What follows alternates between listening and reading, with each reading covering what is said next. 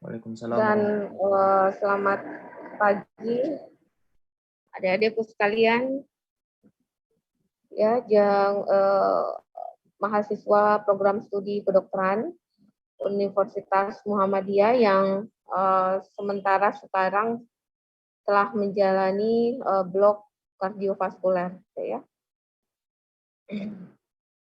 Alhamdulillah pada hari ini kita akan mengikuti kuliah kardiovaskular dari aspek mikrobiologi, yaitu penyakit-penyakit infeksi mikrobial pada sistem kardiovaskuler. Oke, slide.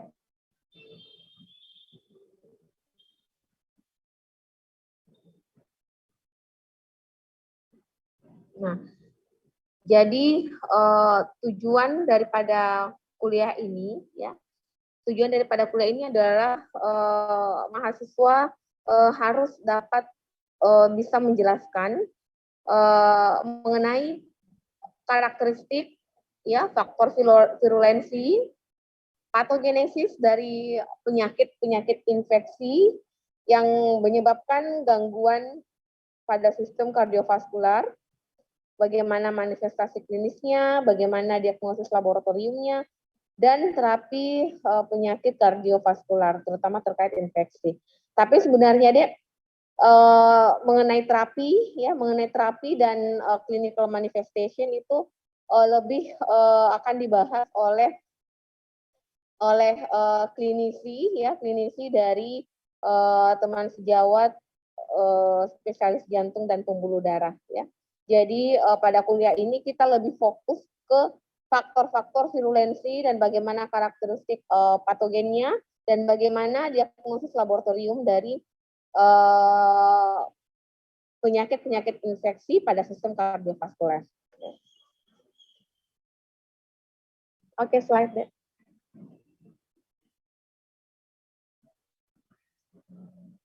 Nah, adapun tiga kelompok besar, ya, penyakit infeksi pada sistem kardiovaskuler. Yang pertama itu adalah miokarditis. Ini apabila infeksinya itu terjadi pada lapisan miokardium, ya, atau lapisan otot jantung. Kemudian yang kedua adalah perikarditis. Perikarditis ini apabila infeksinya itu terjadi pada lapisan perikardium. Dan yang terakhir ini adalah endokarditis, ya, yaitu infeksi yang terjadi pada endokardium. Nah, di antara ketiga penyakit infeksi pada sistem kardiovaskuler ini, yang paling sering dan yang paling banyak terjadi itu adalah infektif endokarditis, ya. Slide. Nah, kita bahas pertama mengenai miokarditis, ya. Jadi seperti yang saya tadi katakan bahwa miokarditis ini adalah proses infeksi ataupun inflamasi pada lapisan miokardium. Yang mana kita harus tahu bahwa proses inflamasi itu tidak hanya disebabkan oleh infeksi saja, tapi bisa juga oleh kausa-kausa non-infeksi, ya. Itu mungkin sudah adik dapatkan di basic mechanism of disease, ya, di mata kuliah BMD. Nah, untuk kasus infeksi, ini miokarditis bisa disebabkan oleh bakteri, ya, mikotik. Mikotik itu apabila disebabkan oleh jamur, virus dan parasit, ya. Adapun miokarditis yang disebabkan oleh faktor non-infeksi, nah ini biasanya penyebabnya tidak diketahui dan biasanya disebabkan oleh racun, ya, atau reaksi obat ataupun autoimun, ya. Jadi ada penyakit-penyakit autoimun yang bisa menyebabkan peradangan atau inflamasi pada miokarditis. Ya. Nah, miokarditis itu sendiri berdasarkan perlangsungannya itu ada miokarditis akut, ada kronik. Ya, kalau miokarditis akut itu biasanya gejalanya sangat bervariasi, ya, mulai dari asimptomatik, ya, sampai gejala yang berat, ya, bahkan bisa menyebabkan kematian. Nah, sedangkan pada miokarditis kronik, ya, miokarditis kronik ini biasanya kelangsungannya sudah lama, ya, dan biasanya sudah terjadi gangguan fungsi jantung dalam waktu yang lama. Slide. Nah, adapun beberapa mikroorganisme yang dapat menyebabkan miokarditis, ya. Jadi penyebab miokarditis itu bukan cuma bakteri saja, ya, tapi bisa disebabkan oleh virus, bisa oleh jamur, bakteri, dan bahkan parasit, ya. Nah, oleh virus itu sendiri penyebabnya bisa karena parvovirus, ya, atau Coxsackie virus, ya. Ada juga virus HHV6, ya. Jadi ini biasanya dia menyebabkan infeksi di situ, ya. Kemudian bisa pelangsungannya akut, ya. Tapi biasanya kalau virus itu pelangsungannya akut, ya. Nah, kemudian jamur atau kanji, ya, jamur. Nah, jadi jamur itu bisa juga menyebabkan miokarditis, terutama pada pasien-pasien yang imunokompromis, gitu ya. Nah, kemudian penyebab yang lainnya adalah bakteri. Nah, bakteri ini sebenarnya yang ditakutkan itu yang sampai ke jantung itu adalah bukan bakterinya, bukan bentuk lengkap dari bakteri itu sendiri, tapi adalah toksinnya, ya. Jadi yang ditakutkan itu adalah toksinnya, di mana toksin itu walaupun bakterinya sudah mati, tapi kalau toksinnya masih beredar dalam tubuh, terutama di organ-organ, apalagi organ vital seperti jantung, nah itu bisa menyebabkan hal yang fatal. Ya. Seperti misalnya difteri, ya, difteri itu yang berbahaya adalah toksinnya. Nah, kemudian spiroheta seperti Borrelia burgdorferi yang menyebabkan miokarditis, Borrelia lain. Ya. Jadi nama lainnya adalah biasa disebut Lyme disease, ya, Lyme disease. Nah, kemudian rickettsia, ya, rickettsia rickettsi. Nah, jadi ini salah satu bakteri yang sangat sulit untuk dikultur di laboratorium, ya, karena dia masuk dalam atypical bakteri. Ya. Kemudian parasit, ya. Parasit itu seperti misalnya toxoplasmosis atau Trypanosoma cruzi. Slide.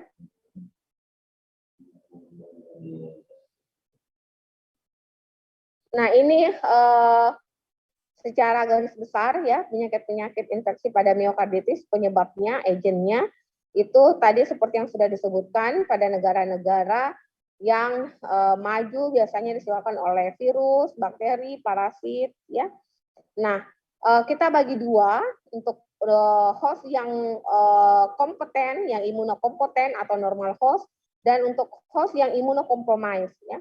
Untuk imunokompeten host, ya, ini umumnya disebabkan oleh virus, bakteri, dan parasit. Sedangkan pada imunokompromis itu biasanya disebabkan oleh virus, jamur, dan parasit. Ya, jadi virus itu sendiri seperti misalnya HIV, cytomegalovirus, Epstein-Barr virus, ya, adenovirus. Nah, kemudian untuk jamur biasa disebabkan oleh candidiasis dan aspergillosis, ya. Jadi ini untuk pasien-pasien yang daya tahan tubuhnya rendah sehingga jamur itu gampang menyebabkan infeksi pada pasien itu. Sedangkan pada pasien yang imunokompeten itu biasanya jamur susah untuk menyebabkan penyakit, ya. Walaupun dia terpapar dengan jamur, tapi tidak sampai menyebabkan penyakit yang berat. Nah, kemudian untuk negara-negara yang berkembang, nah ini penyebabnya itu biasanya virus, ya, bakteri leptospira, ya. Jadi itu ciri khasnya biasanya kalau pada negara berkembang itu leptospira, ya. Jadi itu leptospira kebanyakan terjadi di negara berkembang yang sanitasinya tidak bagus, ya. Nah, kemudian sedangkan kalau kita lihat kalau bakteri pada negara maju itu biasanya difteri, ya, Lyme disease, ya, dan organisme-organisme yang berhubungan dengan infektif endokarditis seperti Staphylococcus aureus, ya, Streptococcus, dan sebagainya. Nah, sedangkan untuk parasit saya kira sama untuk negara berkembang dan negara maju, ya. Nah, kalau untuk slide, ya. Nah, untuk virus, ya, virus yang menyebabkan miokarditis itu biasanya gejalanya ringan ya, bahkan biasanya tidak bergejala. Ya, biasanya di tanda yang bisa kita dapatkan di jantung itu adanya kardiomegali, ya, adanya sesak nafas, palpitasi dan aritmia. Ya, dan selain itu ada juga tanda-tanda non kardiak seperti biasanya muncul ras atau ruam di kulit, ada demam, ya, dan ada biasanya gejala-gejala infeksi saluran nafas atas seperti batuk, ya, dan sebagainya. Kemudian ada biasanya pasien mengeluh chest pain, ya, atau nyeri dada. Nah, kemudian yang kedua itu adalah perikarditis, ya. Nah, perikarditis ini adalah adanya injury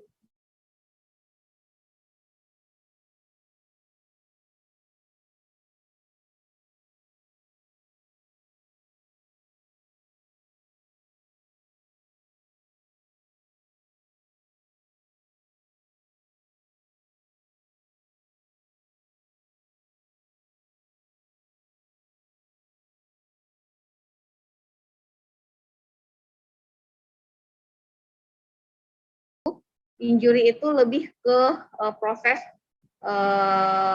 inflamasi, ya, inflamasi atau radang misalnya pada endotel atau sel, ya.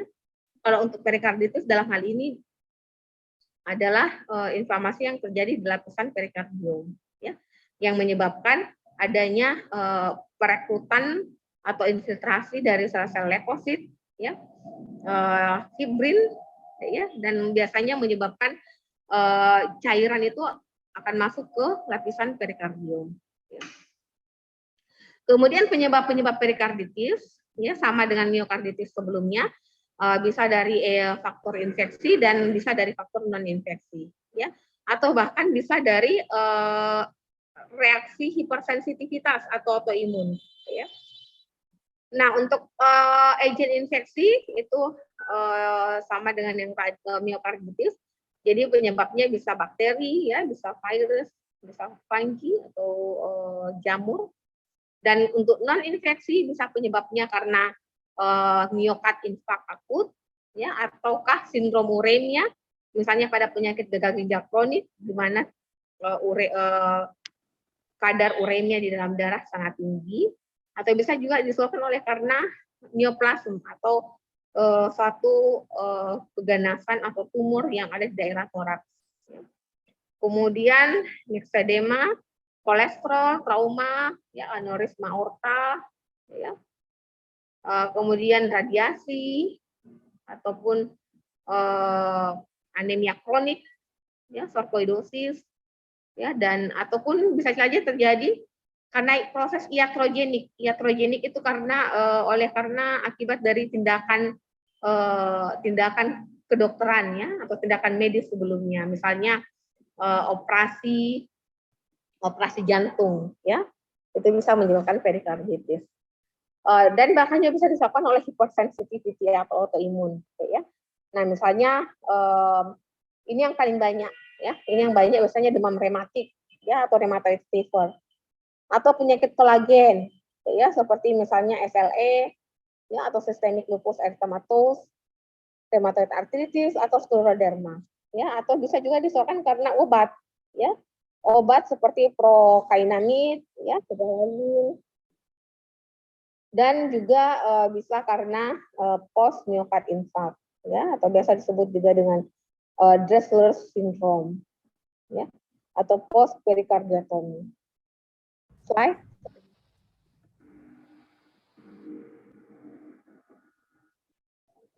Nah, agen-agen infeksi pada perikarditis, ya, sama seperti dengan miokarditis, tapi ini ada tambahan tuberkulosis, ya.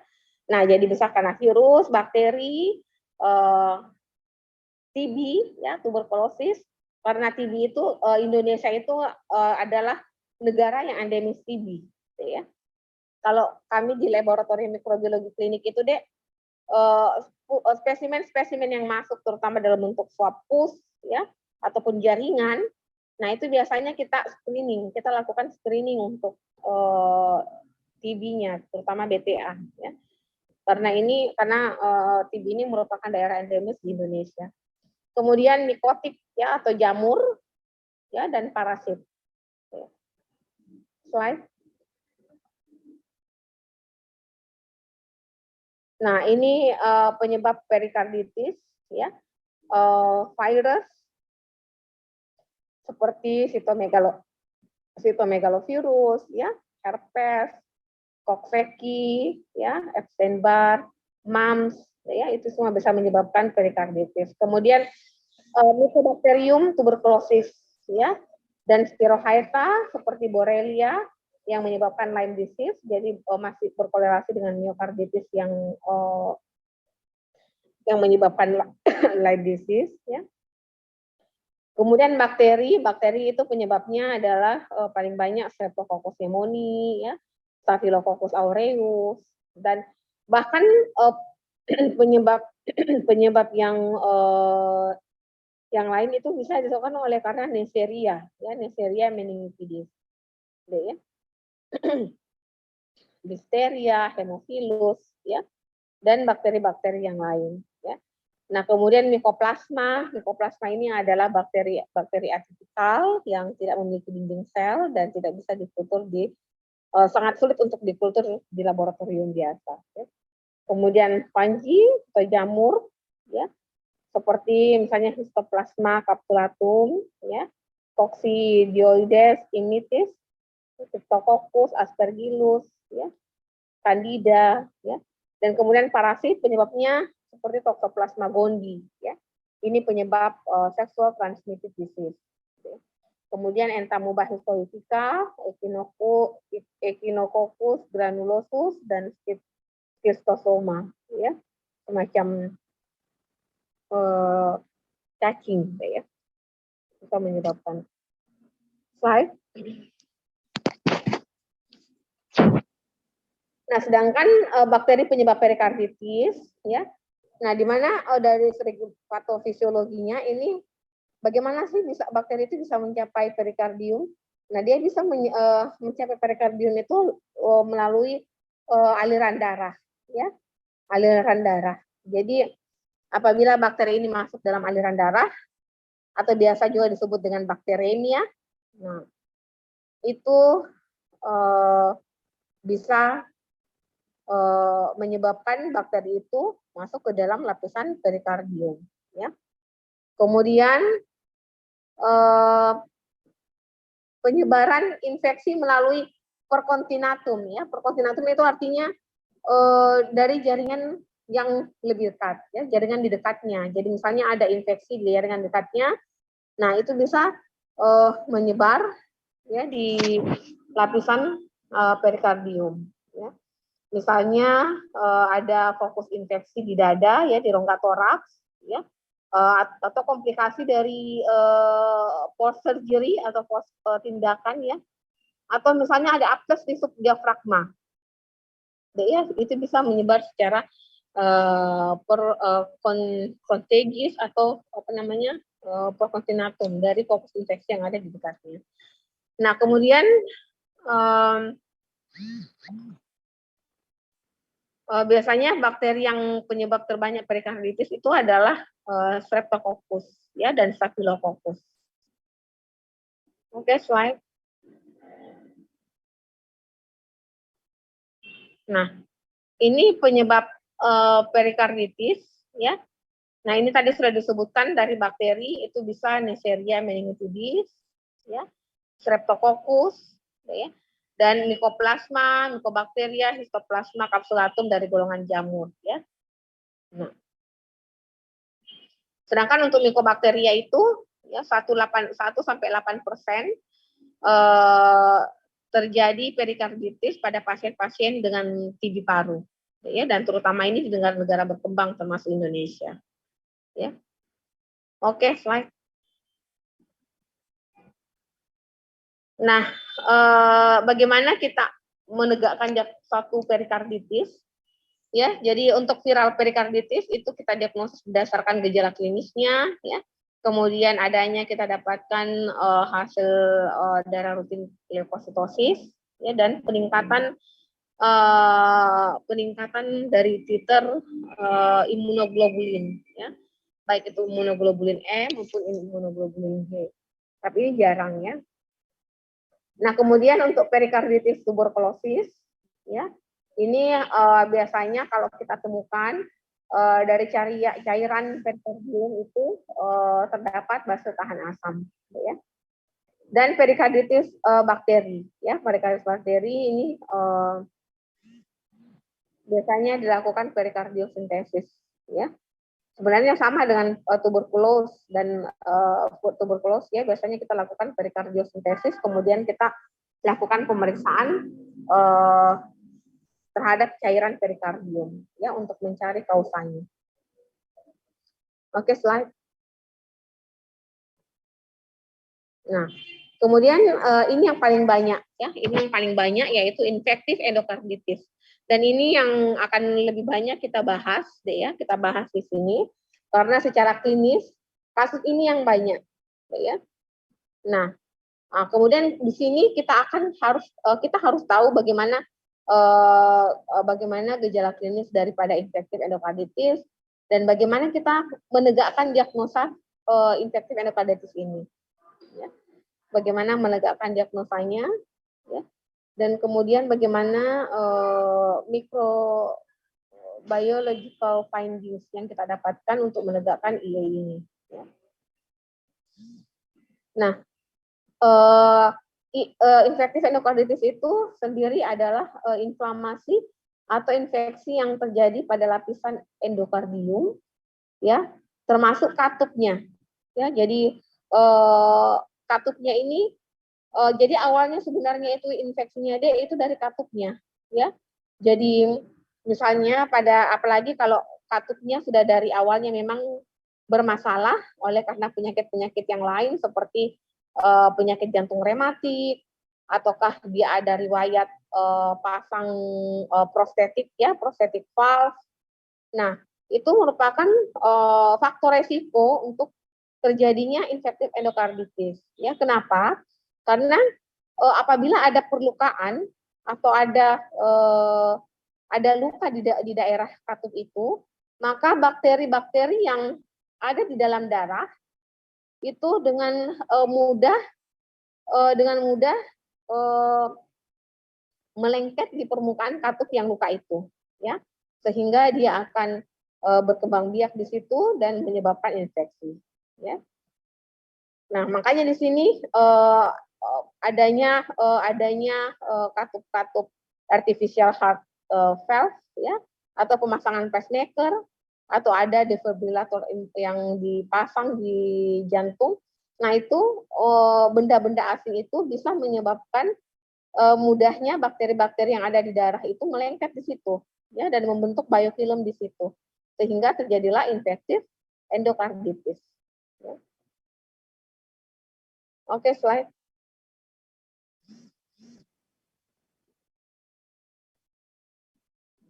Nah, jadi di sini endokarditis itu sangat berbahaya deh ya, apalagi kalau tidak cepat ditangani, deh ya.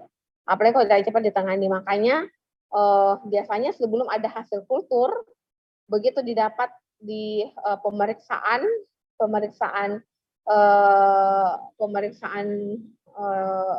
echo, didapatkan adanya vegetatif ya, adanya vegetatif pada gambaran vegetatif pada vegetasi pada katup jantung. Nah, biasanya klinisi itu biasanya langsung memberikan terapi empirik ya. Dan pada pasien ini harus dilakukan kultur darah ya. Harus dilakukan kultur darah. Nah, di mana kultur darah itu sebaiknya kita ambil di minimal 2 sampai 3 tempat di waktu yang berbeda.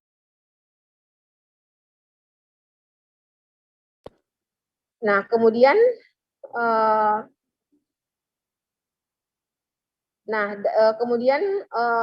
terapi daripada infektif endokarditis ini sangat bergantung dari antibiotik yang masih sensitif ya. Jadi dengan banyaknya kasus-kasus resistensi antibiotik itu merupakan salah satu tantangan, salah satu masalah dalam mengobati infektif endokarditis ini. Slide. Nah, eh, epidemiologi, ya. Epidemiologi ini biasanya kalau di negara berkembang itu deh jarang dilaporkan ya, karena biasanya diagnosisnya itu harus berdasarkan diagnosis mikrobiologi. Tapi kalau di negara-negara maju itu mereka punya data yang bagus, ya. Nah, kemudian di negara-negara berkembang, ya, ini biasanya infeksi endokarditis itu merupakan komplikasi dari penyakit jantung rematik ataukah perawatan gigi yang buruk, ya. Nah, jadi salah satu faktor resiko terjadinya IE itu adalah misalnya adanya karies gigi, ya, adanya karies pada gigi yang mana tidak ditangani, kemudian pencabutan gigi yang tidak aseptik. Nah, itu juga bisa menyebabkan kuman itu masuk ke jantung dan melengket di katup.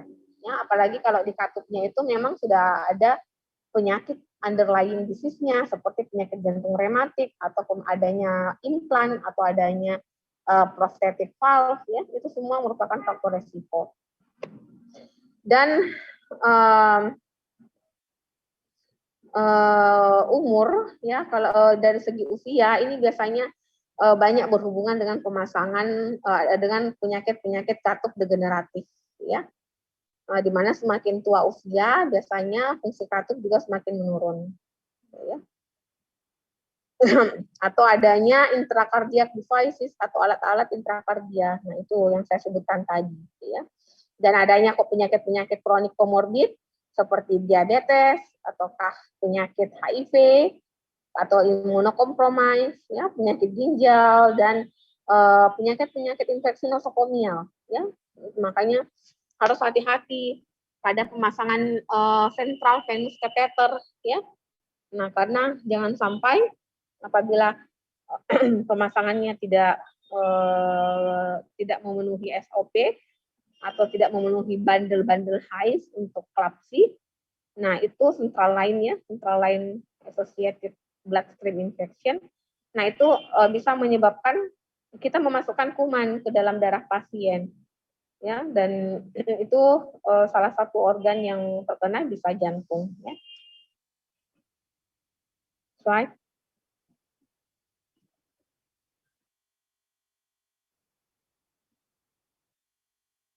Nah, dan IE ini bisa menyebabkan komplikasi seperti stroke, ya, dan membutuhkan tindakan operasi yang segera, ya. Apabila katupnya itu sudah rusak, ya, ataukah sudah mengalami gangguan yang berat akibat infeksi, nah maka itu akan membutuhkan tindakan operasi segera. Nah, dan kalau tidak ditangani dengan tepat, dengan cepat, akan menimbulkan kematian. Ya. Slide. Nah, patogenesis IE, ya. Nah, ini biasanya disebabkan oleh karena adanya bakteremia. Jadi bakteremia itu adalah adanya bakteri di dalam darah, ya. Nah, kemudian juga bisa disebabkan oleh karena transient bakteremia, ya, artinya bakteri itu misalnya akibat karena pencabutan gigi, ya, pencabutan gigi yang tidak aman. Nah, itu bisa menyebabkan bakteri itu bisa masuk ke dalam darah, ya, tapi dalam jumlah yang kecil, tapi kebetulan ada luka di katup, ya, ada luka di katup sehingga bakteri yang sedikit itu dia akan berkolonisasi di katup dan berkembang biak, setelah itu dia akan menyebabkan infeksi, ya. Slide.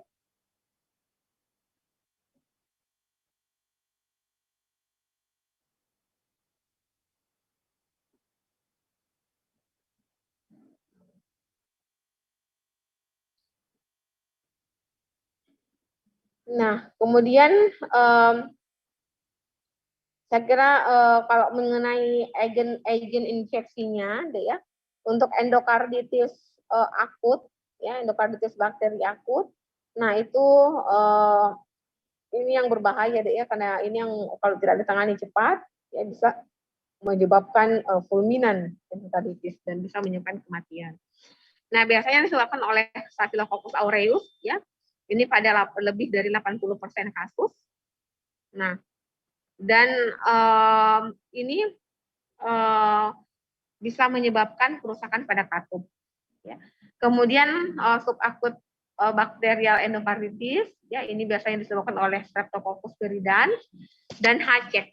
HCEC ini adalah bakteri-bakteri gram negatif, ya, yang mana dia sangat sulit tumbuh, ya, sangat sulit tumbuh. Biasanya kalau kita inkubasi di alat Versa ataupun Bakti, biasanya dia baru tumbuh di minggu kedua atau minggu ketiga setelah diinkubasi.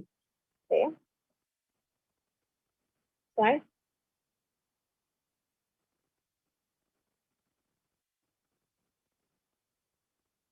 Nah, kemudian endokarditis pembagiannya berdasarkan host, ya. Jadi ada native valve endokarditis. Native valve endokarditis ini apabila endokarditis terjadi pada katup alami, ya, artinya katup yang bukan katup buatan, ya, native valve. Nah, ini penyebabnya paling banyak Streptococcus viridans, ya, grup D Streptococcus, Staphylococcus aureus, Enterococcus, HCEC, ya, dan bakteri gram negatif lainnya seperti Escherichia coli, tapi ini jarang, ya. Kemudian prosthetic valve endokarditis, ya, ini katup buatan, ya, atau artificial. Ini penyebabnya paling banyak Staphylococcus epidermidis, ya. Nah, kemudian pada pasien endokarditis pada pengguna obat narkoba suntik, ya. Ini biasanya penyebabnya adalah Staphylococcus aureus atau jamur, ya.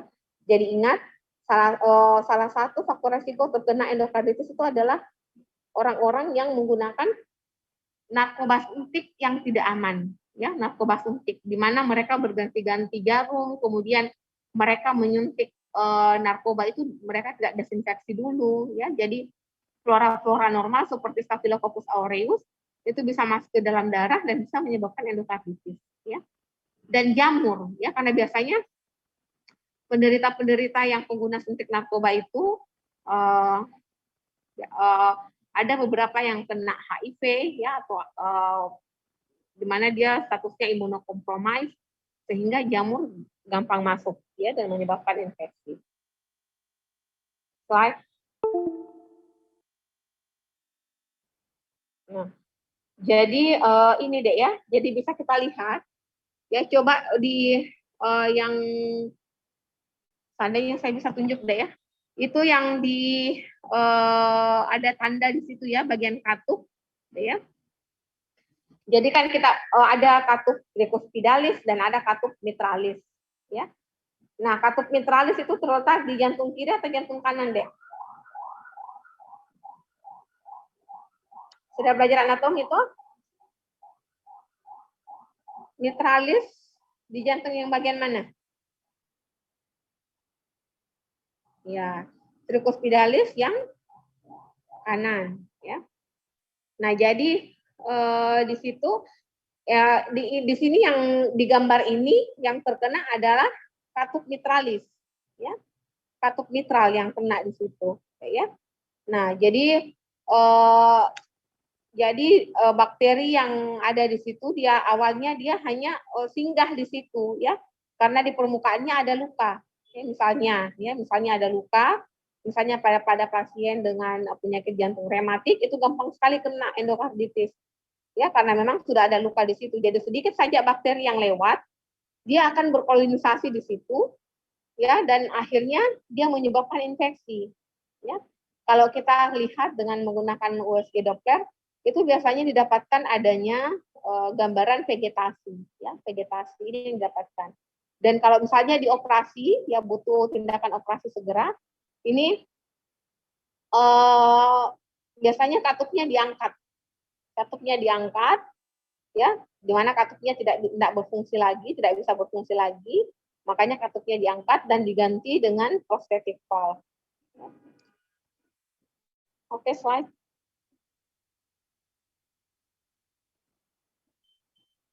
Nah, ini deh ya. Nah, di sini bisa kita lihat ya dengan pemeriksaan echo atau ECG. Nah, ini bisa kita lihat ya. Vegetasi. Di sini ada vegetasi di sini.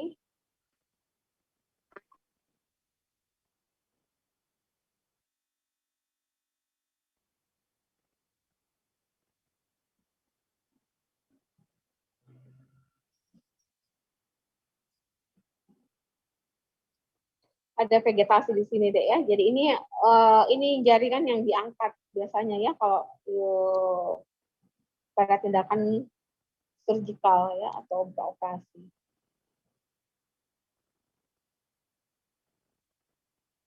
Oke, slide.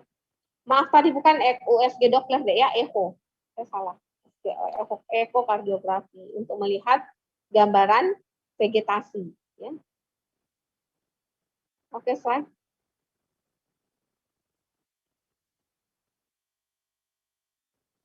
Nah, bagaimana satu IE itu terjadi? Ya. Jadi ini awalnya itu adalah karena adanya permukaan di permukaan endokardium, ya. Adanya permukaan di permukaan endokardium sehingga ya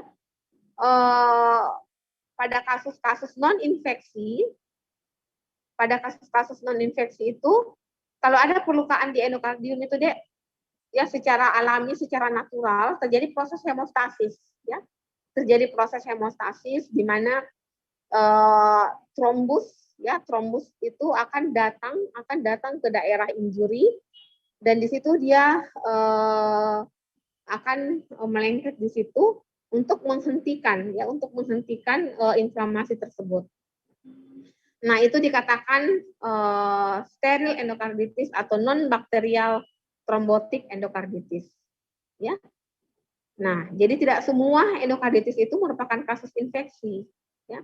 Makanya dikatakan infektif endokarditis kalau penyebabnya adalah infeksi. Nah, kemudian awalnya itu non bakterial thrombotic endokarditis, ya. Tapi kita tahu bahwa di situ sudah ada perlukaan, ya, sudah ada perlukaan di permukaan endokardium. Nah, sehingga apabila ada bakteri yang masuk ke dalam darah, ya sedikit saja, Misalnya karena pasien yang ada karies giginya, ya, dia sudah cabut gigi, ya, misalnya, ataukah ada trauma di gigi yang karies itu yang menyebabkan bakteri itu masuk ke dalam darah. Nah, itu akan menyebabkan bakteri itu akan menempel di daerah yang luka tadi, di daerah endokardium yang luka tadi, sehingga yang tadinya non bakterial menjadi bakterial, ya, sehingga terjadilah infektif endokarditis. Ya. Oke, slide.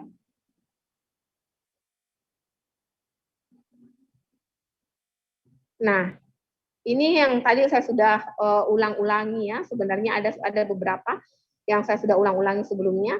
Jadi memang ada beberapa memang penyakit di jantung yang merupakan faktor predisposisi atau merupakan penyebab terjadinya endokarditis. Ya. Yang pertama tadi adalah penyakit jantung rematik, ya, di mana sebelumnya sudah memang terjadi inflamasi yang lama di katup sehingga bakteri gampang menempel di situ. Atau acquired valve lesion, ya, adanya lesi atau luka di valve atau di katup, ya. Kemudian adanya kardiomiopati, ya, obstruktif hipertrofi, dan adanya penyakit-penyakit jantung kongenital. Makanya anak-anak dengan penyakit jantung kongenital itu lebih mudah terjadi endokarditis, ya. Ataupun misalnya adanya riwayat endokarditis yang lampau, ya. Ini terjadi karena kalau misalnya ada kalau ada infeksi sebelumnya itu kan berarti sudah ada perlukaan ya pada endokarditis walaupun apa namanya sudah tertutup ya sudah terbentuk jaringan sikatrik tapi ini akan mempermudah bakteri itu nempel lagi di situ. Slide.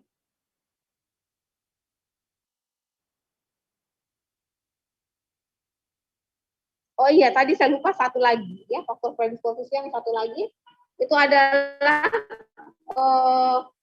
tindakan pembedahan ataukah adanya alat atau implan atau prosthetic valve yang dipasang di situ ya, yang dipasang di daerah jantung ya sehingga mempermudah bakteri nempel di situ dan membentuk biofilm. Nah, adapun faktor-faktor yang menyebabkan bakteri itu atau mikroorganisme itu menyebabkan IE. Yang pertama adalah karena kemampuannya masuk ke dalam sirkulasi, ya. Jadi karena bakteri ini punya kesempatan untuk masuk ke dalam aliran darah, ya. Kemudian kemampuan bakteri itu untuk bertahan di dalam darah, ya.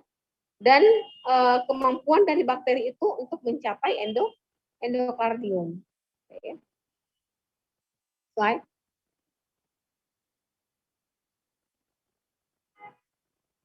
Nah, adapun mikroorganisme yang menyebabkan infektif endokarditis itu paling banyak adalah Staphylococcus aureus. Staphylococcus aureus yang methicillin susceptible, ya, itu sekitar 52%. Kemudian Streptococcus viridans group 24%. Nah, kemudian diikuti Enterococcus, ya. Kemudian MRSA juga ada, ya. Kemudian H-check group. H-check ini bakteri dari bakteri-bakteri gram negatif, ya seperti Haemophilus parainfluenza, Haemophilus afrophilus, agregat Bacter species, Cardiobacterium species, Echinella corrodens, ya, dan Kingella. Ya, jadi itu singkatan dari H-check. Dan kultur negatif, ya, adapun juga yang kultur negatif tapi klinis didapatkan vegetasi pada katup itu sekitar 3%. Oke, slide.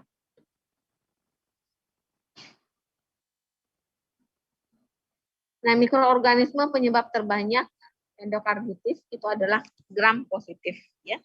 Gram positif itu sekitar 90%, yaitu seperti tadi sudah kita lihat, ada penyebab yang terbanyak adalah Staphylococcus aureus dan Staphylococcus coagulase negatif, ya. Dan Streptococcus dan juga Enterococcus. Ya. Nah, kenapa bakteri-bakteri gram positif yang paling banyak bisa menyebabkan endokarditis, ya?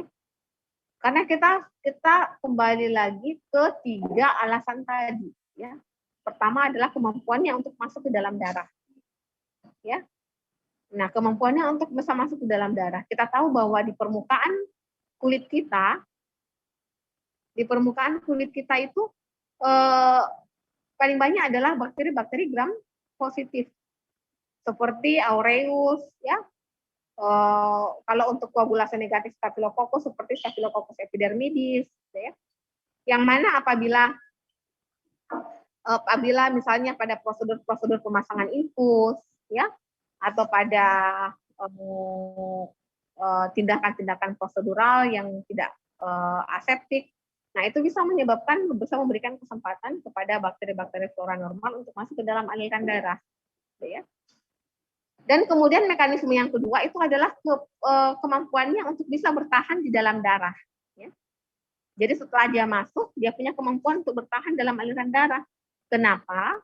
Karena bakteri-bakteri gram positif itu dia resisten terhadap proses eliminasi. Ya, jadi kan kalau ada benda asing masuk, pasti tubuh kita langsung bereaksi. Ya, tapi untuk bakteri-bakteri gram positif dia punya faktor virulensi yang mana dia bisa melindungi dirinya dari serangan respon imun dari host, ya. Nah, itu disebabkan oleh karena adanya komponen dextran, Ya, ada komponen dextran di dinding sel dari bakteri gram positif itu. Ya, nah yang dapat digunakan untuk menyerang atau menghalangi trombus yang terbentuk. Oke, ya. Jadi trombus itu memang secara alami dia terbentuk sebagai proses hemostasis. Ya, kalau ada injury maka trombosis akan terbentuk. Nah, bakteri gram negatif ini dia punya dextran yang ada di dinding selnya, ya. Yang mana dextran itu dia bisa menghalangi trombus. Oke, ya. Nah, sehingga dia dengan mudah bisa berkolonisasi di permukaan endokardium itu, ya, dan akhirnya menyebabkan infeksi. Adapun penyebab-penyebab lain yang jarang, ya itu seperti Coxiella, Chlamydia, Legionella, ya, Bartonella, Hacek, dan Pumi. Ya. Oke, slide.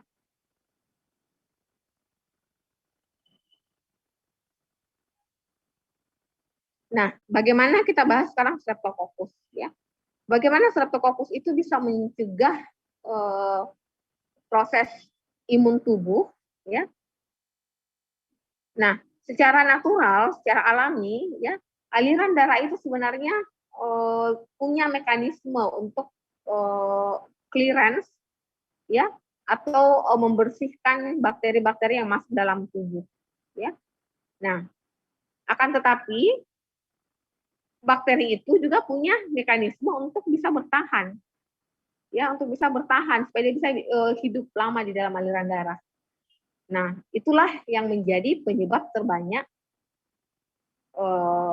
menimbulkan endokarditis. Misalnya Streptococcus. Streptococcus itu dia bisa merilis, dia bisa menghasilkan adesin.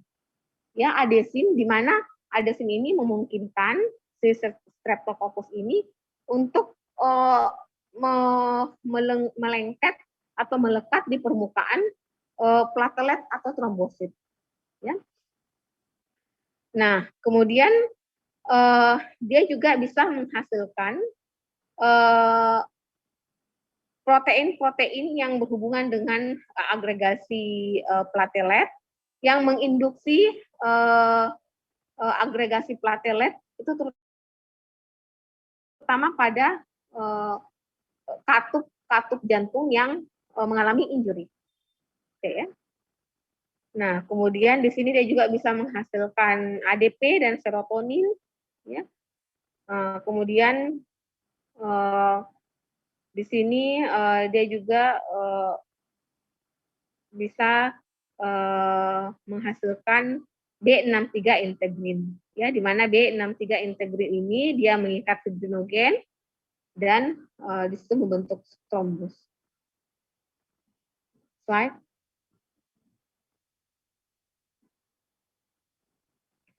Nah, untuk subakut IE, ya, ini disebabkan oleh bakteri biasanya disebabkan oleh gram negatif, ya, atau flora normal di hidung seperti Hacek yang saya sebutkan tadi. Nah, biasanya disebabkan terjadi beberapa hari sampai 13 minggu, ya. 13 minggu. Kemudian faktor-faktor resikonya itu adalah adanya penyakit jantung sebelumnya, adanya katup positif, walaupun tidak menyingkirkan native valve juga bisa kena, ya, dan adanya riwayat penyakit jantung rematik dan maupun prosedur-prosedur gigi yang tidak aseptik, ya. Kemudian demamnya ini tidak seperti pada akut, ya, pada akut IE. Pada subakut IE itu biasanya demamnya subfebris, ya. Jadi dia low grade fever. Jadi tidak seperti pada kasus akut. Kalau pada kasus akut itu biasanya demamnya tinggi, ya. Kemudian vegetasi yang terbentuk itu biasanya lebih besar, ya. Lebih besar oleh karena waktunya lebih lama, ya, dibandingkan akut. Nah, dan biasanya kalau penyebabnya non Hacek, nah itu biasanya prognosisnya lebih baik, ya. Kemudian pada subakut IE ini biasanya menyerang pasien-pasien yang lebih muda, yang umurnya lebih muda, dan biasanya didapat di masyarakat. Ya. Slide.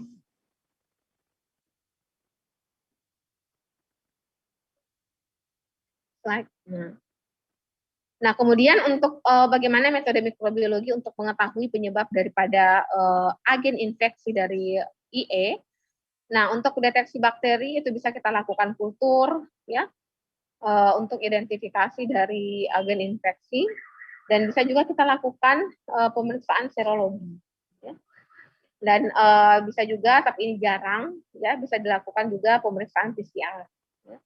Nah, kemudian untuk deteksi virus ini susah deh, ya, biasanya tidak rutin kita lakukan di lab, ya, karena ini membutuhkan kultur jaringan, ya, karena virus itu tidak bisa tumbuh, dia tidak bisa tumbuh di sel yang sudah mati, ya, makanya dia membutuhkan sel yang hidup untuk bisa dibiarkan.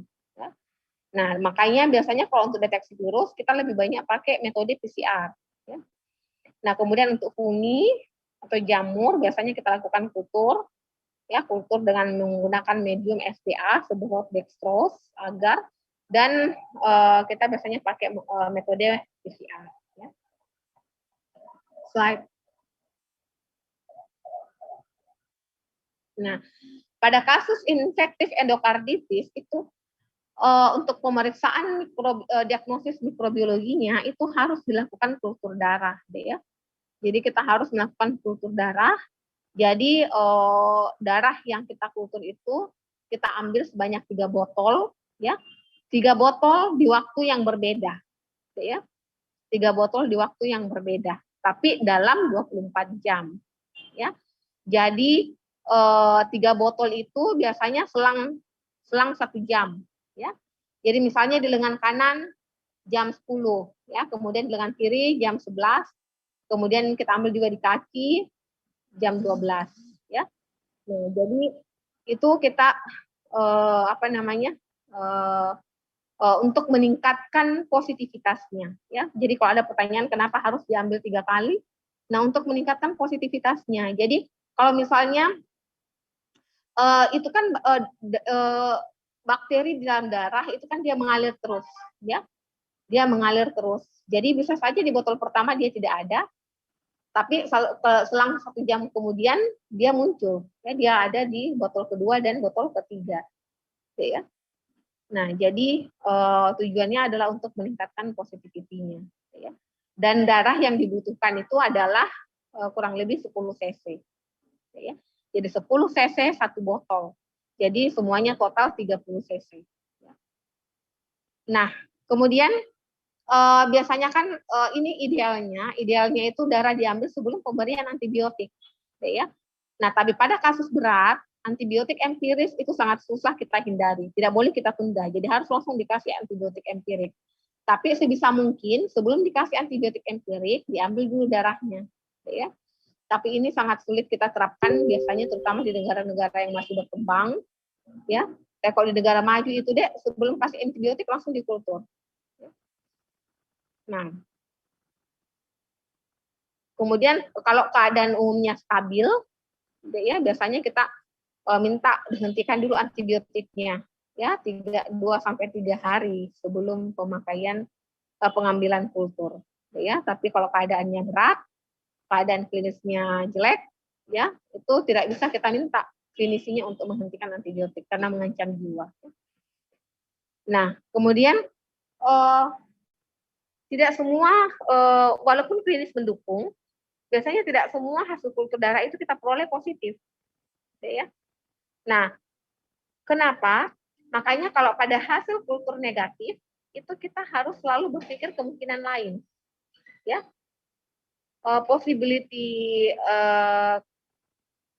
causes yang bisa terjadi pada IE ini, ya. Nah, jadi kemungkinannya itu bisa terjadi karena infeksi jamur, ya. Bisa juga karena penggunaan antibiotik sebelumnya. Jadi makanya yang idealnya itu pengambilan kultur darah untuk IE harus dilakukan sebelum pemakaian antibiotik. Karena kalau dengan adanya pemakaian antibiotik sebelumnya itu bisa menyebabkan negatif palsu, ya, atau false negatif, ya. Atau bisa juga disebabkan oleh karena mikroorganisme yang fastidius. Yang fasciditis itu artinya yang sulit tumbuh, ya, yang susah tumbuh, seperti Legionella, Bartonella, ya. Nah, ini semua bakteri-bakteri yang sangat sulit ditumbuhkan. Atau bakteri-bakteri yang tidak dapat tumbuh di media-media artifisial. Ya, artinya dia membutuhkan media khusus untuk tumbuh. Ataupun bakteri-bakteri yang tumbuh lebih lambat, biasanya 2 sampai 21 hari, ya seperti yang saya katakan tadi, hacek, ya. Hacek itu dia biasanya minggu ketiga baru muncul, ya, minggu kedua sampai minggu ketiga baru muncul. Nah, dan apa yang kita lakukan kalau kita temukan kultur negatif darah, sedangkan klinisnya mendukung endokarditis, ya. Nah, kita harus minta pemeriksaan serologi, ya. Ataukah misalnya kalau kita bisa lakukan kultur jaringan, ya, kultur jaringan kalau kita curigai bakteri-bakteri yang intraseluler obligat, ya, bakteri-bakteri yang hanya bisa hidup di dalam sel yang hidup, ya. Jadi kalau kita menggunakan media biasa, dia tidak akan tumbuh. Seperti Coxiella, ya, Chlamydia, Legionella, dan Bartonella. Ya. Atau bisa kita minta pemeriksaan imunohistologi, ya, dan yang paling banyak dilakukan sekarang, walaupun jarang untuk pasien, adalah PCR. Ya, biasanya PCR ini banyak kita gunakan di penelitian, tapi kalau untuk pelayanan pasien masih kurang, ya, karena biayanya mahal. Kemudian kita bisa juga lakukan kultur jaringan, ya, kultur jaringan, terutama yang sudah disebutkan tadi untuk bakteri-bakteri yang intraselular obligat. Oke, slide. Nah, tes-tes serologi seperti misalnya tes aglutinasi, ya, tes indirect fluorescence, ya, ini terutama bakteri-bakteri yang sulit ditumbuhkan, ELISA untuk Mycoplasma, dan biasa juga dilakukan ELISA, ya, atau indirect fluorescence untuk Chlamydia. Oke, slide. Nah, untuk manajemen endokarditis, ya, kita lihat dari agentnya, ya, penyebab yang terbanyak itu adalah bakteri gram positif, ya. Makanya kita berikan antibiotik yang afinitasnya bagus terhadap bakteri-bakteri gram positif itu.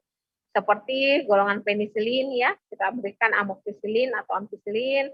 Biasanya kita kombinasi dengan aminoglycoside seperti gentamisin, ya, atau amikasin. Nah, kemudian biasa juga kita berikan cefalosporin generasi ketiga, ya, generasi ketiga selama 4 minggu untuk native valve infection dan 6 minggu untuk prosthetic valve infection. Jadi biasanya pemberiannya lebih lama pada prosthetic valve. Ya.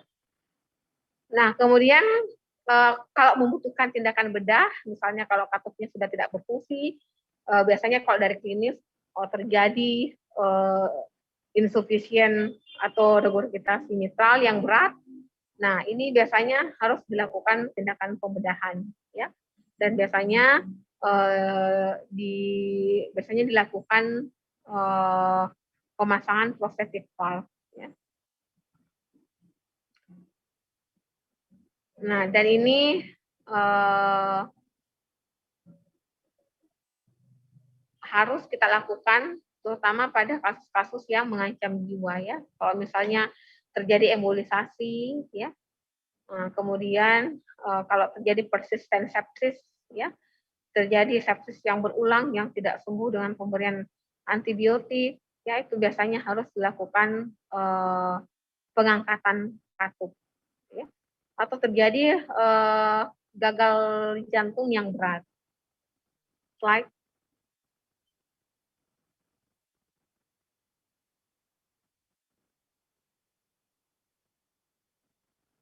Nah, ini saya kira sudah tadi deh, ya. Slide.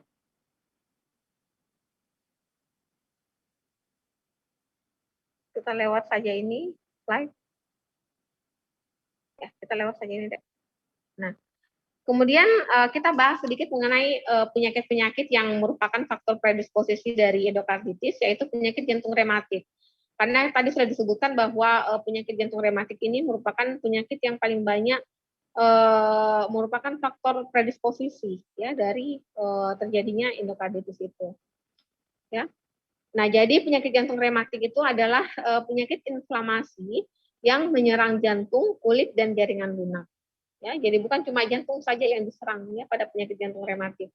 Biasanya kulit juga. Jadi di kulit itu biasanya muncul ruam, ya, ruam atau ras eritem. Nah, kemudian soft tissue juga bisa kena. Ya. Nah, kemudian biasanya menyerang anak-anak atau usia muda, ya. Biasanya insiden terbanyak itu pada umur 5 sampai 15 tahun. Dan komplikasi terjadi 5 hari sampai 10 minggu, ya. Biasanya paling sering 2 sampai 3 minggu, ya. Dan ini anamnesis, ya, anamnesis yang baik itu bisa mengarahkan kita ke suatu penyakit jantung rematik. Misalnya kita tanya, adakah riwayat sakit tenggorokan sebelumnya, ya. Nah, jadi itu merupakan khas untuk penyakit jantung rematik. Karena penyakit jantung rematik itu biasanya diawali oleh adanya riwayat ispa, ya, atau faringitis, ya, faringitis sebelumnya. Nah, yang disebabkan oleh Streptococcus pyogenes, ya, Streptococcus pyogenes, atau biasa disebut Streptococcus hemolyticus grup A, ya, grup A. Nah, ini penyebabnya yang banyak, ya. Nah, kenapa Streptococcus itu bisa menyebabkan penyakit rematik, ya? Nah, ini penyakit rematik ini sebenarnya penyakit autoimun, ya, penyakit autoimun. Nah, Streptococcus itu di bagian dindingnya itu dia punya kandungan namanya hyaluronidase. Hyaluronidase, di mana hyaluronidase ini itu juga terdapat pada jaringan ikat manusia, ya. Jadi dia juga terdapat pada jaringan ikat yang ada di beberapa organ manusia termasuk jantung, ya, ginjal. Nah, jadi tubuh itu kan kalau ada kuman masuk dia akan membentuk sel imun atau antibodi yang spesifik untuk bakteri itu, ya. Nah, kita punya antibodi itu dia kira hyaluronidase yang ada pada Streptococcus, padahal dia juga menyerang hyaluronidase yang ada pada jaringan ikat manusia, sehingga terjadilah penyakit autoimun, ya. Nah, makanya selain jantung, ya, penyakit jantung rematik itu juga bisa menyebabkan bisa menyerang ginjal, ya. Streptococcus ini juga bisa menyerang ginjal, menyebabkan glomerulonefritis akut post Streptococcus infection, ya. Nah, kemudian diagnosisnya itu berdasarkan kriteria Jones, ya, dan biasanya dikonfirmasi dengan adanya infeksi Streptococcus, ya. Kalau biasanya kalau di klinik itu deh biasanya diperiksa ASTO-nya, ya, tes ASTO, ya. Tes ASTO itu untuk mendeteksi antibodi yang muncul oleh karena adanya infeksi terhadap Streptococcus. Oke, slide.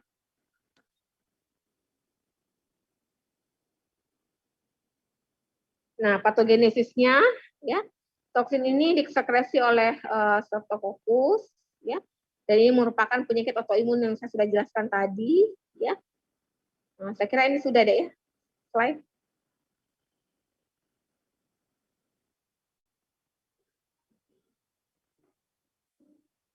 Nah, ini juga saya kira sudah, ya. Jadi selalu biasanya diawali dengan infeksi pada farinx, ya, atau faringitis.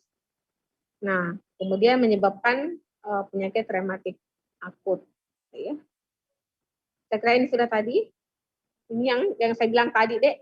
Yang saya bilang tadi, material-material atau faktor virulensi dari Streptococcus grup A itu coba lihat di kanan atas, ya.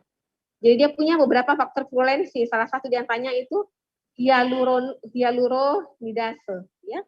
Ini hyaluronidase. Inilah yang menyebabkan kenapa Streptococcus itu bisa menyebabkan autoimun, ya. Bisa menyebabkan reaksi autoimun. Seperti yang saya jelaskan tadi. Slide. Nah, oke. Jadi kita lihat, ya, beberapa bakteri yang menyebabkan endokarditis, ya. Jadi kita ini bicara paling banyak Streptococcus dan Staphylococcus. Dan inilah nanti yang akan kita pelajari lagi di materi praktikum, ya, bagaimana diagnosis bagaimana pemeriksaan Streptococcus ataupun Staphylococcus di laboratorium ya. Nah, jadi Streptococcus, nah ini terutama Streptococcus pyogenes ini paling banyak menyebabkan faringitis ya, impetigo, celulitis ya. Dan infeksi-infeksi invasif ya yang menyerang jaringan lebih dalam seperti misalnya fasciitis, sinusitis ya, dan ada juga streptococcal toxic shock syndrome ya atau SS. Nah, kemudian ini yang saya bilang tadi ya, oleh karena post infeksi dari streptococcus, nah ini bisa menyebabkan rheumatic fever dan glomerulonefritis akut seperti yang saya jelaskan tadi ya. Oke, slide. Nah, kemudian selain Streptococcus pyogenes ada juga Streptococcus agalactiae. Agalactiae itu merupakan kelompok dari tetap grup hemolitik ya, tetap beta hemolitik. Nah, jadi dia temannya pyogenes ya, tapi dia grup lain. Nah, biasanya menyebabkan infeksi pada neonatus seperti meningitis, ya, sepsis, pneumonia, ya. Kemudian pada dewasa menyebabkan vaginitis, ya, demam setelah nifas, ya, ISK, penyakit kulit, dan endokarditis, ya. Nah, tapi perlu diketahui bahwa Streptococcus agalactiae ini merupakan flora normal sebenarnya yang ada di saluran atau jalan lahir perempuan atau wanita, ya. Akan tetapi pada beberapa kasus itu dia bisa bersifat patogen. Kemudian Streptococcus grup viridans, ya, seperti Streptococcus mitis dan lain-lain. Nah, ini alpha hemolitik ya. Nah, ini bisa menyebabkan endokarditis juga. Kemudian Enterococcus ini merupakan masih bagian dari Streptococcus, tapi dia gamma hemolitik. Tapi sekarang Enterococcus itu dia punya kelompok sendiri, dia tidak masuk lagi ke Streptococcus. Nah, kemudian Streptococcus anaerobik, ya, ini bisa menyebabkan infeksi pada abdomen, ya, pelvis, daerah pelvis, ya, kemudian otak dan paru-paru. Oke, slide. Nah, jadi Streptococcus itu merupakan famili dari Streptococcaceae, kemudian genus Streptococcus, dan morfologinya itu dia bentuknya kokus ya, bulat-bulat, gram positif. Kalau di pewarnaan gram dia warnanya ungu. Kemudian pada media solid ya, dia itu koloninya bulat ya, convex, dan dia biasanya sangat kecil itu ukuran koloninya, jadi sangat halus. Biasa disebut dengan pinpoint ya. Pinpoint itu biasanya ukurannya 0,5 sampai 1 mikrometer. Ya, jadi halus sekali, ya, halus sekali. Makanya ini biasanya kalau belum cukup untuk kita VITEK, untuk kita identifikasi, biasanya kita lakukan rekultur. Ya. Kemudian tes katalasenya negatif, ya, dan membutuhkan medium yang diperkaya dengan darah. Ya, jadi biasanya kita tambahkan darah atau blood agar 5%. Dan dia bersifat fakultatif anaerob, ya, jadi dia sebenarnya cocoknya tumbuh di suasana anaerob, tapi dia juga bisa tumbuh di suasana ada oksigen, ya, tapi lebih cocoknya di anaerob. Ya. Tapi ada beberapa juga yang strict anaerob yang betul-betul sama sekali tidak boleh ada oksigen. Ya. Slide.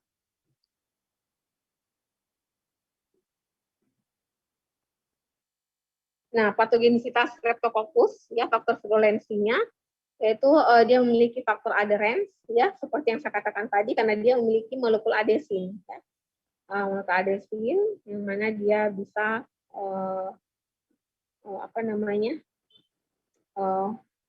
mempengaruhi kerja dari trombus, ya, trombosit.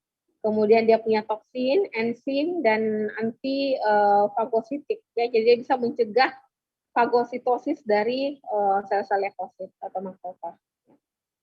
Slide.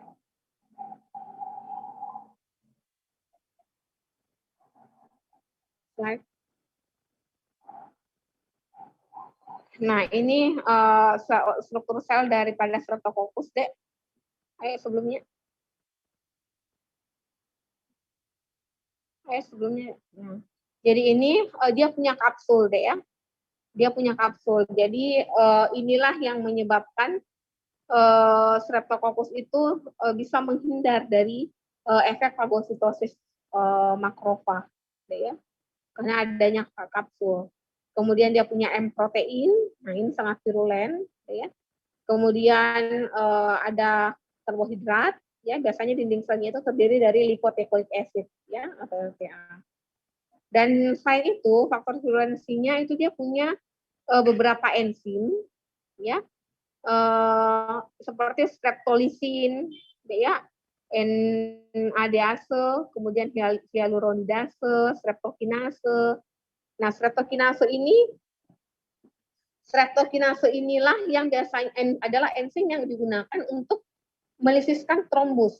Ya, makanya Streptococcus ini dia bisa tahan terhadap pembentukan trombus yang ada di aliran darah, sehingga dia bisa bertahan di katup itu. Padahal kita tahu bahwa di katup itu kan tekanannya besar sekali, ya, tekanan darah itu besar sekali di situ. Nah, tapi kenapa dia bisa bertahan? Karena dia bisa melisiskan trombus yang ada di situ, karena dia bisa menghasilkan streptokinase, ya. Nah, obat streptokinase inilah yang biasanya dijadikan obat untuk myocardial infarct, ya. Myocardial infarct untuk melisiskan atau menghancurkan trombus yang terbentuk yang terjadi akibat yang terjadi pada myocardial infarct, yang mana agregat trombosit itu bisa menyumbat pembuluh darah secara total, ya. Nah, ini biasanya dikasih streptokinase. Nah, kemudian dia punya juga streptodomase, streptolisin, ya. Dan dia punya toksin, ya. Toksinnya itu pyogenic exotoxin, dan ini sangat berbahaya, ya. Slide.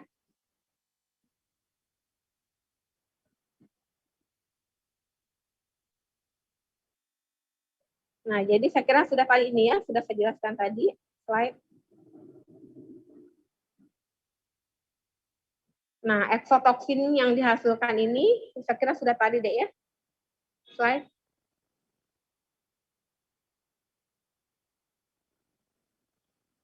Nah, ini klasifikasi daripada Streptococcus. Jadi Streptococcus itu dia klasifikasinya banyak sekali, ya. Ada yang klasifikasi berdasarkan Lancefield, ya, itu berdasarkan kandungan dari antigennya, karbohidratnya. Nah, itu banyak sekali pembagiannya. Nah, jadi di sini klasifikasinya itu bisa berdasarkan morfologi daripada koloni, ya, morfologi koloninya, kemudian hemolisisnya. Berdasarkan hemolisis ada alfa, beta, dan gamma. Kemudian berdasarkan reaksi biokimianya, ya, dan ini berdasarkan spesifitas dari serologinya, ya. Ini yang saya bilang tadi, yang berdasarkan Lancefield, ya, berdasarkan dinding antigen karbohidrat yang ada di dinding selnya. Jadi banyak sekali pembagiannya, mulai dari grup A sampai V, ya. Slide.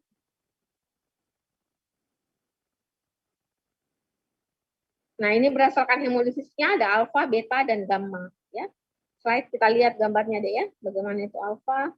Nah, alfa itu kalau terbentuk hemolisis yang tidak sempurna, ya, yang tidak komplit, yang tidak sempurna. Nah, jadi biasanya itu kalau alfa itu ciri khasnya kita lihat di medianya itu berubah menjadi warna hijau, ya, berubah menjadi warna hijau. Nah, ini terjadi karena adanya oksidasi besi di hemoglobin, ya. Oksidasi dari hemoglobin menjadi methemoglobin, ya. Contoh dari alpha hemolitik adalah viridans, ya, Streptococcus viridans, dan juga Streptococcus pneumoniae, ya. Tapi yang banyak untuk kasus endokarditis itu adalah viridans. Slide. Nah, kemudian beta hemolitik, kalau pada beta hemolitik itu terbentuk hemolisis yang sempurna. Jadi biasanya itu ada daerah yang jernih di sekitar koloni, dan biasanya kalau secara umum itu biasanya kita lihat koloninya warna putih kekuningan, ya, lebih kekuningan biasanya kalau pada hemolisis beta, ya. Nah, ini kalau beta hemolitik, contohnya Streptococcus pyogenes, ya, atau biasa disebut grup A Streptococcus, ya. Dan ada juga Streptococcus grup B, yaitu Streptococcus agalactiae. Slide. Nah, ini deh ya. Jadi pembagian Streptococcus berdasarkan antigen karbohidratnya. Ini berdasarkan Lancefield ya. Jadi grup A Streptococcus pyogenes, grup B Streptococcus agalactiae, grup C ini tidak terlalu terkenal ya. Kemudian grup D itu Enterococcus ya, Enterococcus. Kemudian grup E juga Enterococci dan seterusnya. Ya. Slide.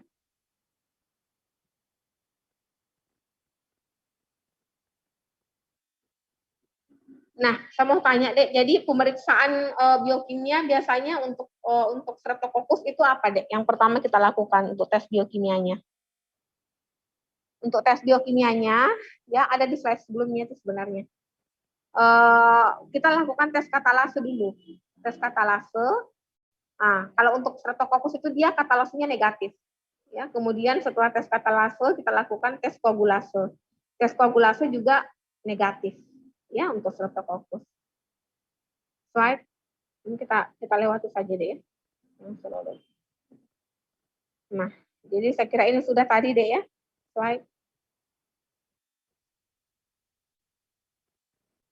Nah, ini biasanya kalau kita mau bedakan antara Streptococcus pyogenes dan Streptococcus agalactiae, karena kita tahu kan Streptococcus pyogenes dan agalactiae ini sama-sama beta hemolitik ya. Jadi kalau kita dapat Streptococcus gambaran beta hemolitik, nah kita pilihannya antara dua, apakah pyogenes ataukah agalactiae. Nah, untuk membedakan itu kita gunakan peer test. Ya, peer test. Jadi peer test ini ya biasanya menggunakan satu reagen tertentu ya, satu reagen yang mana kalau dia menghasilkan warna seperti cherry, nah itu adalah Streptococcus pyogenes ya. Slide.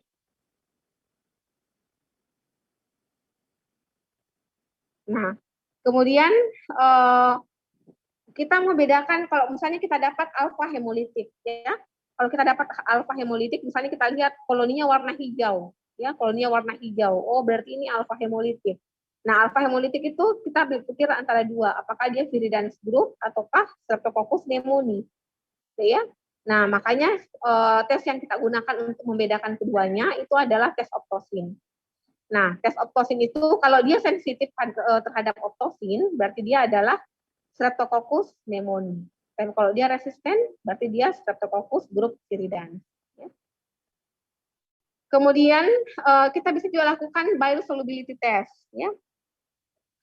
Biosolubility test. Nah ini untuk membedakan Streptococcus pneumoniae dengan viridans. Slide.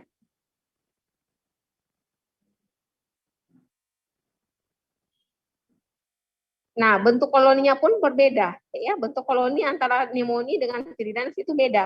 Dua-duanya sama-sama alfa hemolitik, tapi bentuk koloninya beda, ya. Nah, kalau Streptococcus pneumoniae itu biasanya kita lihat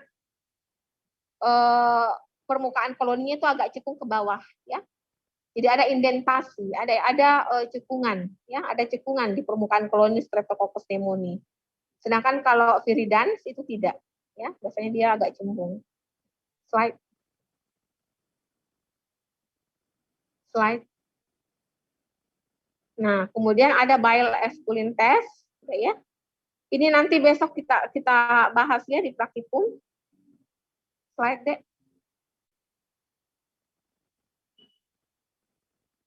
Nah, jadi ini alur ya, bagaimana kita membedakan Streptococcus pneumoniae dengan Streptococcus viridans, ya.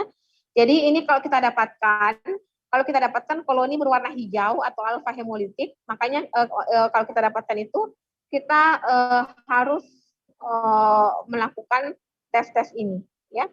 Nah, biasanya kita pertama lakukan optosin test, kemudian bisa kita lakukan biosoluble test, ya.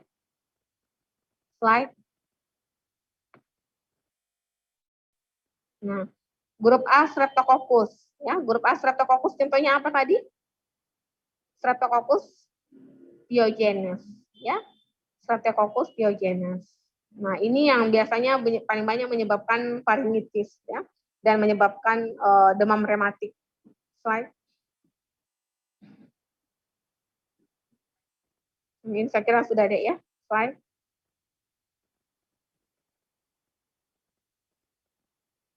Nah, kalau untuk membedakan Streptococcus pyogenes, Streptococcus beta hemolitik itu biasanya kita lakukan tes basitrasin ya. Kalau dia sensitif terhadap basitrasin berarti dia Streptococcus pyogenes. Tapi kalau dia dia resisten berarti Streptococcus agalactae ya. Nah, bisa juga kita pakai reaksi antigen antibody ya. Ini biasanya pakai tes serologi. Slide. Nah, kemudian ini untuk tes Streptococcus agalactae ya. Kita biasanya pakai ChemTest. Nah, jadi ChemTest itu positif untuk Streptococcus agalactae dan negatif untuk pyogenes. Bagaimana caranya? Ini tes ini biasanya kita pakai koloni Staphylococcus aureus, ya. Kita tahu bahwa aureus itu kan dia beta hemolitik, ya. Kemudian kita goreskan, kita streaking aureus secara vertikal. Nah, kemudian kita streaking koloni yang mau kita uji, ya, tegak membentuk sudut 90 derajat dengan aureus, ya. Nah, kalau misalnya dia semakin dekat ke aureus, kemudian beta hemolitiknya semakin jelas, ya, membentuk seperti anak panah, nah berarti dia positif untuk tes CHEM. Berarti dia adalah Streptococcus agalactae, ya, atau grup B Streptococcus. Sedangkan kalau negatif, artinya tidak ada peningkatan hemolisis mendekati aureus, berarti dia bukan Streptococcus agalactae. Ya. Oke, slide. Nah, ini saya kira sudah ada ya. Jadi Streptococcus agalactae itu yang nomor 3 ya, semakin dekat aureus dia semakin meningkat hemolisisnya. Ya, yang nomor 3 ini.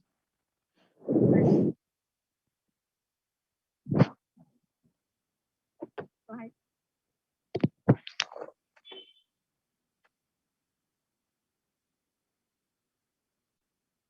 Oke, slide deh. Nah, ini enggak usah ya. Nanti kita bahas besok di praktikum. Slide. Nah, ini juga enggak usah, slide. Nah, sekarang Staphylococcus ya. Nah, Staphylococcus ini morfologi spesies yang paling banyak adalah aureus ya. Dan untuk koagulasi negatif Staphylococcus itu ada Staphylococcus saprofitivus dan epidermidis. Ya. Bentuknya itu bulat ya, bergerombol ya, gram positif ya, jadi dia warna ungu. Slide. Slide. Nah, jadi ini bisa dibaca deh ya, penyakit-penyakit yang disebabkan oleh Staphylococcus. Slide. Ini slide. Nah, jadi aureus itu dia bisa bertahan di kadar garam yang tinggi. Ya, makanya kalau kita mau rekultur, kita mau murnikan itu aureus, biasanya kita tanam di media MSA, ya, mannitol salt agar. Di mana mannitol salt agar itu dia punya kandungan garam yang lebih tinggi, di mana bakteri-bakteri lain tidak bisa tumbuh. Ya. Nah, kemudian aureus itu sebenarnya flora normal sebenarnya di tubuh kita ya, terutama dia ada di nares, ya, nares anterior. Nah, begitu juga epidermidis, ya. Sedangkan saprofitivus itu flora normal di saluran kemih, ya. Slide. Nah, metabolik produk dari Staphylococcus itu dia menghasilkan koagulase. Makanya tes kalau kita mau identifikasi Staphylococcus itu biasanya kita tes koagulase, ya. Tes katalase dulu baru koagulase, ya. Dia juga punya hyaluronidase, leukosidin, toksin hemolisin, ya, super antigen stafilokokal. Nah, ini yang berbahaya deh ya, Staphylococcus super antigen. Ya, ini bisa menyebabkan keadaan yang fatal bagi pasien. Ya. Dia juga bisa menghasilkan enterotoksin, ya, DNase, lipase, gelatinase, penisilinase, ya. Ini yang menyebabkan penisilinase ini yang menyebabkan bakteri ini resisten terhadap antibiotik golongan penisilin. Juga staphylokinase, ya, yang memiliki efek fibrinolisin. Slide. Nah, ini dibaca saja deh ya, slide. Nah, identifikasi dari Staphylococcus, ya, ini yang saya bilang tadi, dia pakai media MSA, ya, monitor and high salt concentration, dan tes koagulase, ya. Jadi Staphylococcus ini tes koagulasinya positif. Oke, slide. Kemudian bisa juga kita lakukan tes DNase, ya, yang akan saya jelaskan lagi nanti di praktikum, ya, dan juga tes sensitivitas novobiosin, ya. Ini akan dijelaskan lagi lebih jelas di praktikum. Slide. Nah, Staphylococcus karakteristiknya itu adalah tidak memiliki flagella, tidak non-motile, ya, dan juga tidak menghasilkan spora. Dan dia metabolismenya secara aerob, ya. Nah, kemudian untuk membedakan dengan Streptococcus itu adalah dengan menggunakan tes katalase, ya. Jadi kalau Staphylococcus itu dia katalase positif, Streptococcus katalase negatif. Ya. Slide. Nah, ini dinding sel aureus, ya, dan inilah yang juga merupakan faktor virulensi daripada aureus, ya, karena dia memiliki protein A, ya, di mana protein A ini dia mengikat bagian FC daripada imunoglobulin, ya. Nah, dan di situ dia bisa mengganggu proses opsonisasi, ya, dengan adanya ikatan antara FC, ya, dengan adanya ikatan antara aureus dengan bagian dari imunoglobulin itu, dia bisa mengganggu proses opsonisasi, ya, di mana opsonisasi ini sangat penting untuk mengaktifkan komplement. Slide.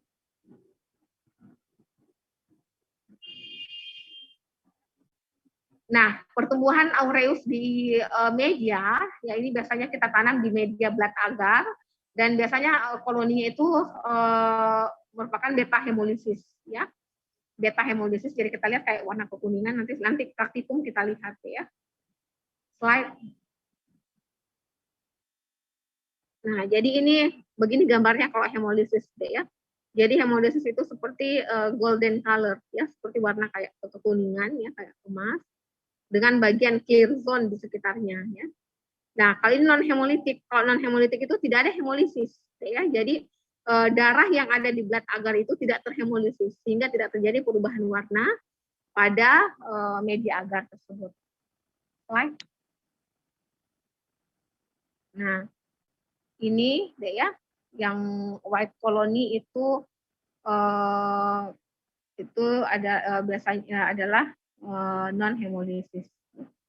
Slide.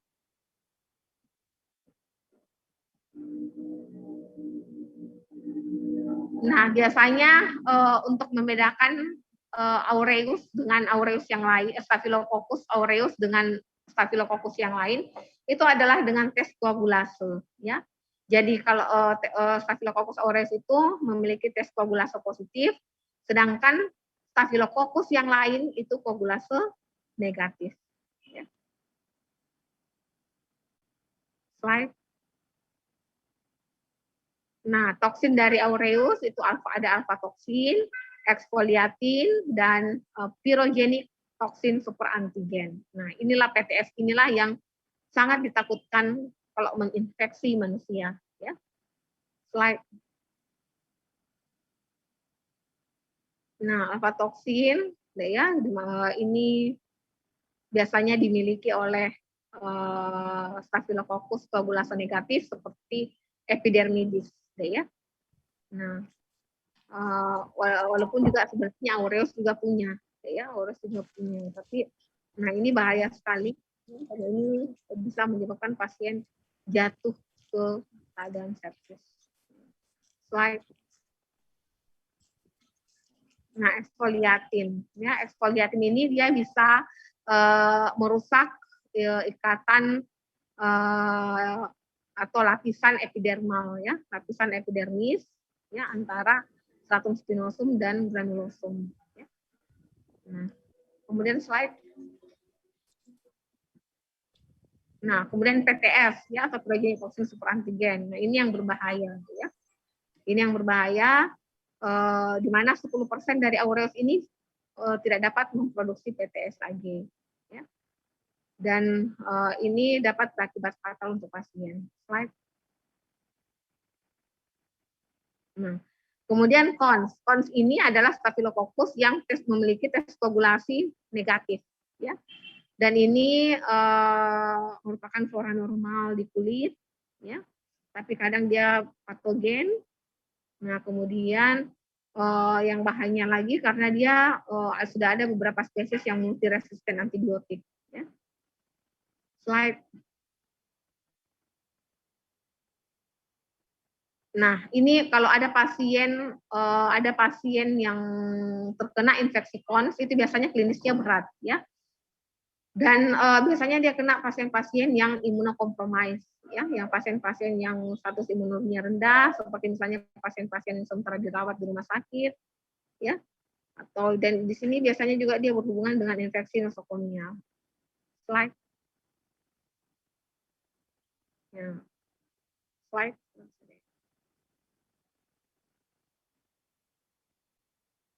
Slide.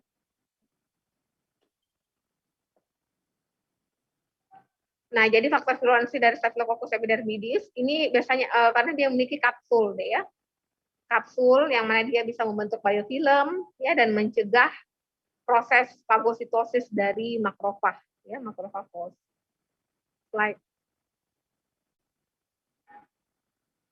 Nah, ini pada media agar ya, Staphylococcus epidermidis itu biasanya koloninya berwarna putih ya sampai krim.